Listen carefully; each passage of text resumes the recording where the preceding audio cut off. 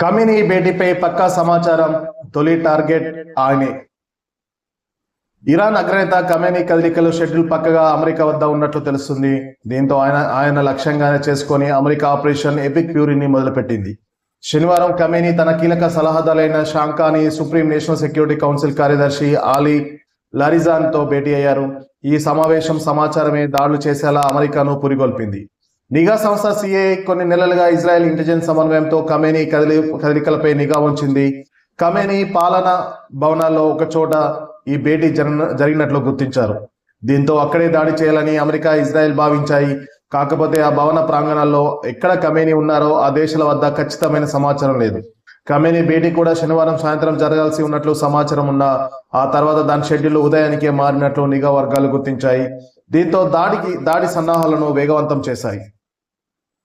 Iran supreme నేత Khamenei నివాస complex సమీపంలోని ఇజ్రాయెల్ ఫైటర్ జెట్లు 30 బాంబులతో దాడి చేసినట్లు వాల్ స్ట్రీట్ జర్నల్ కథనంలో పేర్కొంది. ఇరాన్ సైనిక, పౌర నాయకత్వాలు సంయుక్త సమావేశం నిర్వహిస్తే దాడి చేసేందుకు అమెరికా నిఘా సంస్థ కాచుకొని కూర్చుంది. ఇలాంటివి 3 భేటీలు శనివారం జరగనున్నట్లు వాటికి ఒప్పందింది. వీటిలో ఖమేనీ లొకేషన్ కూడా ఖచ్చితంగా తెలిసింది. దీంతో తొలి విడతలోని అమెరికా, ఇజ్రాయెల్ దళాలు ఆ ప్రాంతంపై విరుచుకుపడ్డాయి.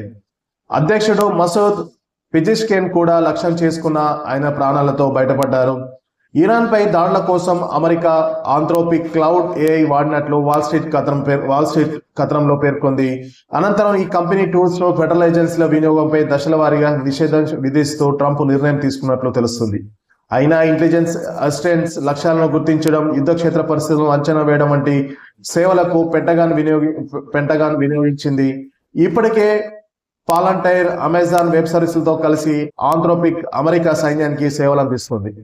అయితే అమెరికా రక్షణ శాఖతో వివాదాల కారణంగా ఇటీవల ఆంథ్రోపిక్ ను ఫెడరల్ ఏజెన్సీల వాడకంపై నిషేధం విధించారు. వెనిజులా అధినేత మదురోను అదుపులోకి తీసుకునే వేళ కూడా ఆంథ్రోపిక్ ను వాడినట్లు తెలుస్తుంది. Open AI, Google X AI కృత్రిమ మేధా సేవలను కూడా అమెరికా వాడుతుంది. అమెరికా తన అత్యాధునిక ఆయుధాలను ఆపరేషన్ ఎపిక్ ఫ్యూరీలో వాడినట్లు ఆ దేశ వార్ సెక్రటరీ పీట్ హెగ్స్ తో వెల్లడించారు. అమెరికా వాడిన వాటిల్లో స్టెల్త్ జెట్లు కూడా ఉన్నాయి. ఈ దాడిలో తొలిసారి చౌకబారు వన్వే డ్రోన్లను అమెరికా రంగంలోకి దించడం గమనార్హం. ఇప్పటి వరకు ఇరాన్ ఈ తరహా డ్రోన్లనే వాడుతూ వస్తుంది. ఇరాన్ చుట్టుపక్కల స్థావరాల నుంచి అమెరికా హీమర్స్ రాకెట్లు కూడా ప్రయోగించింది. సుదూరాల నుంచి లక్ష్యాలను ఛేదించే ఆయుధాలను కూడా రంగంలోకి దించినట్లు కథనాలు వెలువడుతున్నాయి. అమెరికాలోని ఆరిజోనా, ఫీనిక్స్ కేంద్రంగా పనిచేసే స్టెక్త్ వర్క్స్ తయారు చేసిన లూకాస్ట్ అన్మ్యాన్డ్ అటాక్ సిస్టమ్ ను ఈ దాడి కోసమే రంగంలోకి దించారు. వీటి ఒక్కోదానికి విలువ $35,000 మాత్రమే. సెంట్కామ్ వీటి ఫోటోలను షేర్ చేసింది. సదు కంపెనీ మాత్రం వీటి వినియోగంపై స్పందించలేదు. ఇక అమెరికా నమ్మకమైన ఆయుధం తోమాహాక్ క్షిపణులను కూడా ఈ దాడిలో వాడారు. ఒక్కో క్షిపణి ధర $1.3 మిలియన్ ఖరీదుగా ఉంటుందనేసి నిపుణులు చెప్తున్నారు.